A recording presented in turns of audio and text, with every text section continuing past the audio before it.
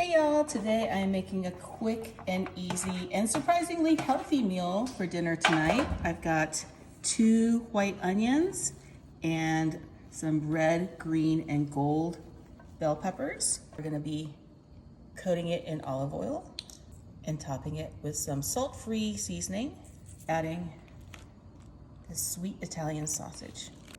Then take your trusty knife, slit it down the middle, but don't go all the way through. You just wanna open these up, just like that. And once you have these opened, you're gonna take, this is just regular cream cheese that I've cut into long strips. Top everything with some pickled jalapenos. And then we're gonna top everything with 2 cups of this Fiesta blend. This is gonna go into a 350-degree oven for about 40 minutes. Oh, doesn't this look amazing?